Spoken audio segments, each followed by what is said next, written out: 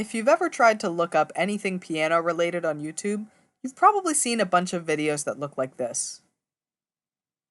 Now, my guess is that you've probably just accepted that as a fact of life.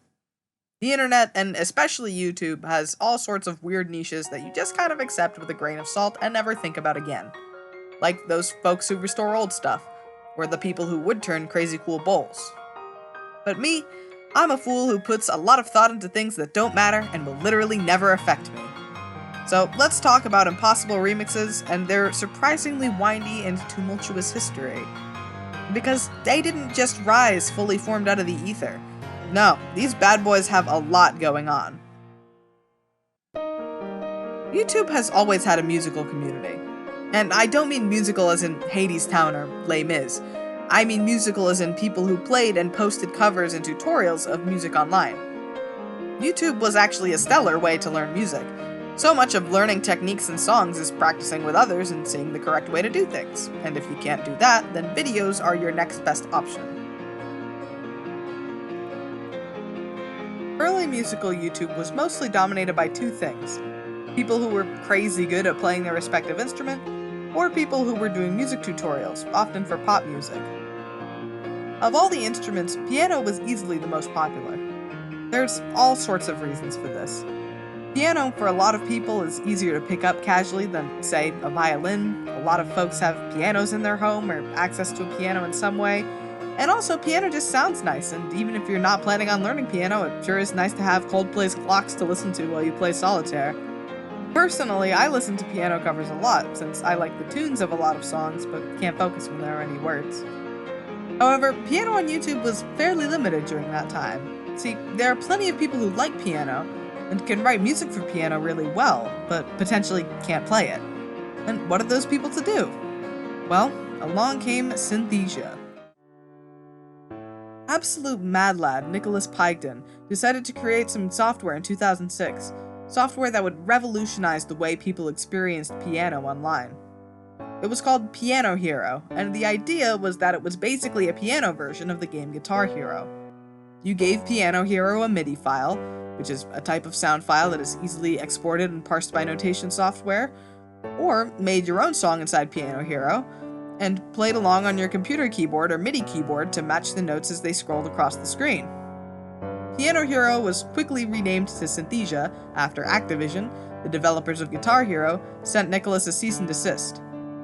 Synthesia was open source until 2012, at which point Nicholas realized that a lot of people were interested in / used the software, and he realized that he could make money off of it, which, respect.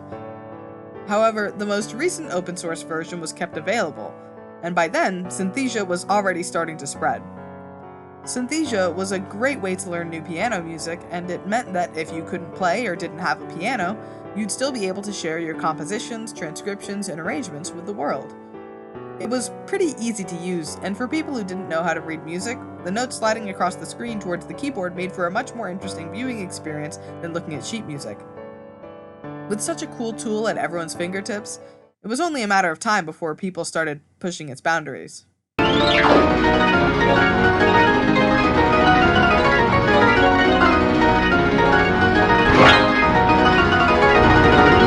This is Death Waltz. Death Waltz was uploaded to an eclectic but basically unknown channel that never uploaded anything else like it. The only other things that are close are a few fairly tame piano tutorials. It's completely unlike other YouTube Synthesia offerings of its time. It's chaotic, loud, and most importantly, completely impossible to play. It was uploaded in 2011, and right now has 11 million views, which might not sound like a lot in today's metrics, but at the time it was pretty popular. So, let's talk a little bit about Death Waltz. Fairies Air in Death Waltz, or Death Waltz as it was often colloquially known, is a piece written in the 70s by newspaper editor and composer John Stump. Stump was quite reclusive and fairly unknown before his death in 2006, and most of his pieces were never performed live during his lifetime. At first glance, Death Waltz seems more like the ramblings of an absolute madman than a piece of music. It almost looks like someone's printer malfunctioned until you realize that the strangeness spreads far beyond the notes themselves. At one point, the tempo denotes the beats per minute, in layman's terms, a way to denote the speed of the song, as 788. For some context, this song has a BPM of 159. Death Waltz contains stage directions such as like a dirigible, release the penguins, insert peanuts, have a nice day, and my personal favorite, play ball. All in all, I'd say John's nephew Greg put it best when he said it was an incredibly creative, erudite, and rigorous act of nonsense. The thing that's important to keep in mind about Death Waltz, though, is that from the context we can gather, this song was written specifically to be unplayable. John Stump was perfectly capable of writing traditional music palatable to the tastes of us mere mortals, to the point where Norman Mamie, music director and conductor of the Glendale Symphony Orchestra, called his work near genius. Additionally, when you look at some of John's other pieces, you get the feeling that he was making an elaborate musical joke. Take a look at this one. String Quartet number 556B for strings in A minor, motoring accident, dedicated to the Babylonian Navy String Quartet from 1101 BC. This is just as incomprehensible as Death Waltz, with just as buck wild stage directions. And hey, the grade of difficulty is high school. So yeah, this definitely reads to me as a guy who has written music that is intentionally unplayable for a goof, which I greatly respect. Death Waltz gained great heights of fame for being an impossible piece to both play and notate. It was hung on many a music room wall and gained notoriety among music nerds everywhere. So, we have Synthesia, an open source tool that lets anyone notate piano music easily and visually, and we have Death Waltz, an impossible piece, and we have the inherent desire for people on the internet to see crazy things. Are you picking up what I'm putting down? It was prime time for John Stump's Death Waltz to be performed for the first time ever. Except that it didn't happen. Yeah, so here's the thing. This song, this impossible piano song that so many know as Death Waltz, that's not Death Waltz. If you have a craving for complex, high-octane music with tons of fast-moving parts, look no further than the Toho Project. The Toho Project, often referred to as just Toho, is a video game series. It's a style called a bullet hell, which means that there's a lot of bullets on screen and you have to dodge them, and it gives me never-ending anxiety. Oh, also, pretty much every boss is an anime girl, and there's a huge cast of characters. The whole thing is made by this one guy in Japan, Zoom, who does all the writing, programming, art, and most importantly for this video, music. Toho is one of those things that you've probably heard of without knowing it. One of the most popular Toho-related things is this song.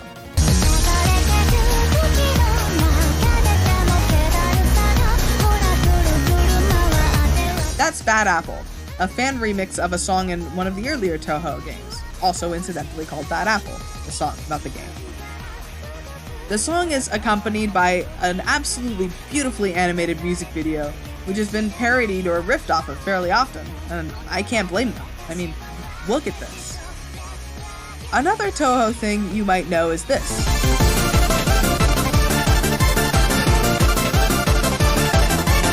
This is yet another fan remix of a song in a Toho game.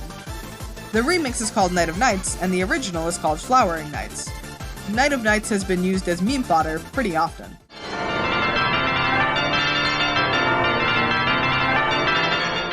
You might have noticed that both of these are fan remixes. Toho has an extremely dedicated fan base, and a lot of these folks absolutely love the music in Toho. Toho music has an extremely distinct style with a lot of interesting moving parts, and if you like it and you're musically inclined, then it makes all the sense in the world to remix it in your own way. And that's where we meet our lovely friend, UN Owen Was Her. UN Owen Was Her is the theme of Flandre Scarlet in the 6th Toho Project game. It sounds like this.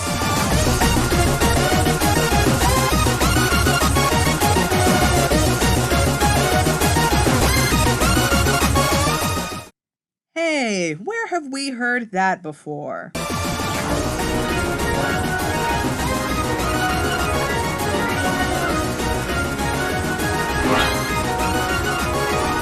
Yeah, so it turns out through a series of people biffing it, we have had a bit of a mix-up. From what I can dig up, it looks like a Toho fan uploaded a Synthesia piano remix of UN Owen Was Her onto Nico Nico, a popular Japanese video sharing website. Someone decided, hey, I'd like to see this on YouTube, and decided to repost it on YouTube. Now, somewhere along the way here, and I don't fully know how, the Japanese title was translated to Death Waltz. Considering that sometimes remixers will give their remixes a different name than the original, like how Night of Nights was based on Flowering Nights, it's plausible that this remix of UN Owen Was Her was named something different and translated poorly into Death Waltz. Unfortunately, this is where we enter the confusion zone. Because pretty soon, people began conflating this quote-unquote Death Waltz, which sounds pretty alien to those unfamiliar with Touhou and is clearly an intentionally impossible song to play, with that other song called Death Waltz that is super weird and intentionally impossible to play. They are absolutely not the same song. Pretty much any musician worth their salt could take a look at John Stump's Death Waltz and tell you that it would sound like hot garbage when played, and that's the point. But a lot of people didn't look that far into it. To them, it was just another strange internet oddity, worth the 3 minutes of runtime and quick Google search afterwards, but nothing more. Which is a shame, because some people accused Zune, the creator of Touhou, of plagiarism without bothering to look into it further. In any case, the reason I bring up this whole thing is because, as far as I can tell, these early Touhou remixers, these people, they were the pioneers of impossible remixes. They shaped what we have now. UN Owen Was Her was the first step, the beginning of an era. Its popularity meant that it was quickly followed by similar treatments to other Touhou songs, which, while not as popular as the original, also racked up millions of views. It was only a matter of time before other people started to hop on the bandwagon. And thus begins the era of something brand new. Welcome to the stage, Black MIDIs. The core concept behind a Black MIDI is to maximize the number of notes you use in a song. So if you were to import it into a musical notation software, the page would appear almost completely black. Hey, sound familiar? From a theory perspective, Black MIDIs are actually pretty interesting. How many notes, octaves, chords, and whatever can you use while making the song still recognizable? It's a pretty interesting balancing act, and the people who make these Black MIDIs clearly have a lot of mastery of the software. I mean, just look at these. They've figured out how to make these songs not only recognizable with a metric crap ton of notes, but they've also managed to make it visibly pretty to look at. Plus, there are a lot of creative things they do that use the software and sounds of a piano in completely different ways that would be impossible if people were physically playing on a piano. There are a lot of Black MIDIs that have notes playing so fast that they almost sound like they're being plucked on a string instrument, not played on a piano. And yes, before all you music theory nerds get annoyed at me, I know that technically a piano is a string instrument, but you can't sit here and tell me that pizzicato on a violin is the same sound as hitting a key on piano. Black MIDIs had this sort of clout culture related to how many notes you could squeeze into a song. The more the better. Oh, your Night of Nights remix has 1.1 million notes? Suck it, nerd. I've got 2.1 million. 2.1 million? Pathetic. Try 17 million. 17 million notes in a 4-minute and 46-second song! I did the math! That's 59,440 notes a second! A standard piano has 88 keys! This is what the kids call a lot. So, you can imagine that a lot of people don't find Black MIDIs all that pleasant to listen to. The main two focuses of a Black MIDI are for the song to have a crap ton of notes, and for the song to be at least dimly recognizable as the original. Since the song sounding good isn't a priority, they're kind of an acquired taste. Black MIDIs were this fascinating little subculture with people all over the world taking the same songs and seeing just how far they could push the boundaries of music, synthesia, and their hard drives to see how far they could stretch those songs. The phrase Black MIDIs never fully reached the public consciousness as far as I can tell, and a lot of really dedicated Black MIDI creators specialized in Touhou or anime, so most of them never really rose beyond niche popularity. However, there are a few Black MIDIs that did manage to reach a wider audience, when Black MIDI creators began making versions of songs already in the public consciousness, between 2015 and 2017. As of right now, the most popular Black MIDI ever is Sir Spork's in the Hall of the Mountain King, shattering UN Owen Was Her's 11 million views to sit at a cool 34 million. A close second is a remix of Neon Cat and Rainbow Tylenol by Busy Gen, with 33 million views. And in third place, we have... Hey, it's our friend Sans Undertale! Yeah, so something pretty interesting is that the game Undertale came out in 2015, when Black MIDIs were already in full swing. Undertale, like Touhou, has an extremely dedicated fanbase that particularly likes the game's soundtrack, and while Undertale Black Midis weren't quite as common as Touhou ones, they were definitely up there. Plus, there was potentially some overlap in fans, considering that the Touhou games are bullet hells, and Undertale has bullet hell elements. But Undertale's a bullet hell in the same way that a pizza is toast. A lot of the same elements are there, but to call them the same would be disingenuous. Anyways, back to Black Midis. They were popular, but never quite made it into the mainstream, except for those few iconic songs. And then, well... That's got to be the best part I've ever seen. So it would seem. It began, as so many things often do, with the Pirates of the Caribbean soundtrack. Actually, that's not entirely true. It began with Psy. In 2012, the channel BGH Music was created. The first few videos were Synthesia piano tutorials, a classic return to original form. But their fifth video, uploaded in 2013, that was the kicker. It was titled Impossible Remix, Psy Gentleman, and it was a remix of Gentleman by Psy. You know, the Psy who made Gangnam Style. That video racked up 13 million views. No in the Hall of the Mountain King, but stellar for a channel where the previous most viewed video was a piano tutorial with around 100,000 views. Hi, quick sidebar here. This is me from the future. So, I somehow missed during my research that, first of all, BGH Music was originally called Bob GmbH Music, so that's the first thing. And the second thing is, again, somehow I missed that their third video was called Impossible Remix - The Beginning, and that was actually their first Impossible Remix. However, I don't really think that it makes a huge difference in comparison to the rest of the video, because it was significantly less popular than the side one.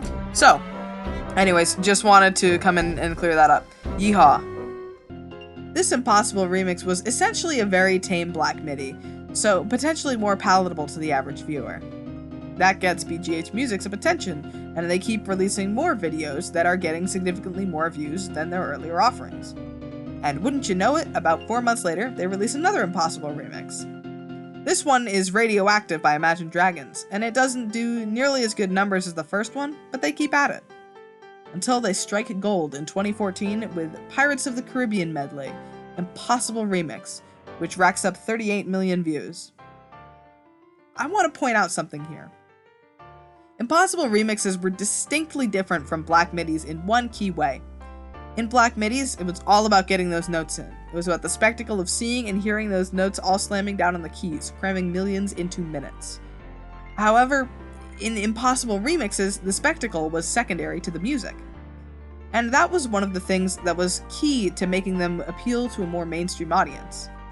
Sure, Impossible Remixes might not have been as visually stunning as Black Midis, but for your average human, they more than made up for it by being way nicer to listen to. And if history has taught us anything, it's that a lot of people like listening to piano music.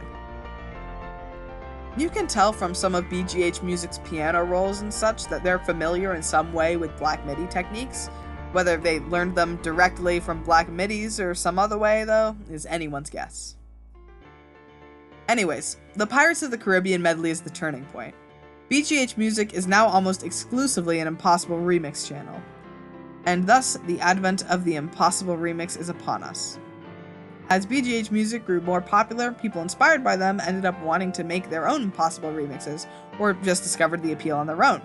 A notable example of this is Cheap Music Boss, who actually ended up surpassing BGH Music in terms of popularity despite arriving on YouTube years later. I also wanted to add a disclaimer here. From my research, it seems that BGH Music was the first to popularize the term and style Impossible Remix, but it's possible that there's a niche faction that I didn't know about that did it first. If I've biffed this one, please tell me. I'd love to know. Okay, now back to our regularly scheduled nonsense. So, a lot of Black MIDI channels began repurposing to be Impossible Remix channels, or at least acknowledged the shift in lieu of outright converting, often renaming their videos to include the phrase Impossible Remix. Epritroll, a prolific Black MIDI creator and the creator of the Megalovania Black MIDI I mentioned earlier, posts significantly fewer Black MIDIs than they once did, pivoting to music covers and tutorials. New Black MIDI videos, even of popular songs, get far fewer views than they once did. Aside from niche circles and Toho fans, it seems that the era of the Black MIDI is over. So, that's how we ended up here. At a point where an impossible remix of your favorite popular song is only a stone's throw away. Where do we go from here?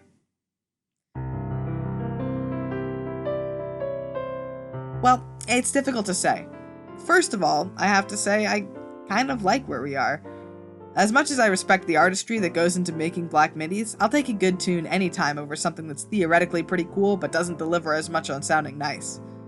Of course, who's to say where this trend will lead? I've been really enjoying some channels that I've seen doing these overlays with synthesia and live piano playing. Visually, very nice, and you get the certain flavor that live performance brings that's often hard to emulate in synthesia with the same visuals. I kinda like that. It's almost like we're returning to our online piano performing roots, in a way. So, that's that. I hope you enjoyed me talking for a while about strange internet culture, because I sure had a great time. And now that you have joined me, you've come away with knowledge of an extremely niche topic that you will probably never need to reference again. You're welcome.